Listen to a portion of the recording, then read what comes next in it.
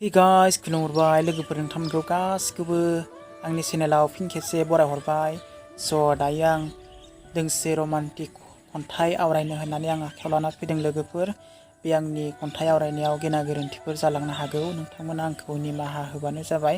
आसा खालामो आंबो नोंथांमोननिसिम मिजिंथियो। दा खन्थाइनि मुङानो जाबाय गोसो जायो आंहाबो। खन्थाइखौ सुजुदों रिंखां ब्रह्म।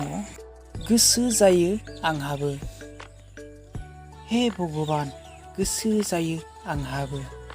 गुबुनफोरखौ जरायै नुबोला आंहाबो जरायै थानो। मालायफोर बायदि गोसोनि खोथा फोरमायलायनो, सुखु दुखुनि बिबान रुजुनलायनो गोसोआदि गनाया आंहा मानोदि सिंगिलैनो थानो। गोसो जायो आंहाबो आंनि अननायखौनो होजोबनो। बोराय बुरै अनज्लायना मोखां नायज्लाय नायज्लाय,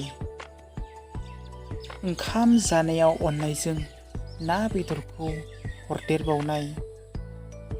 आं फोथाराव खामानि मावनायाव ना बाथोनजों ओंखाम हैनाय। एसेदि समायसिनबावगोन आय' नोंनि गावदां खाफालनि गोजा सिन्दुरजों। गोसो जायो आंहाबो जिउनि लोगोरिजों, अराय जुग जुगामि थाफाना संसार थिलि खुंलांनो। थेंक इउ स' माच लोगोफोर। आंनि बे खन्थाइ आवरायनायाव गेना गोरोन्थिफोर जालांबाय जानो हागौ, नोंथांमोना आंखौ निमाहा होबानो जाबाय। दायो बेखिनियावनो फोजोबबाय। थेंक इउ स' माच लोगोफोर। बाय बाय।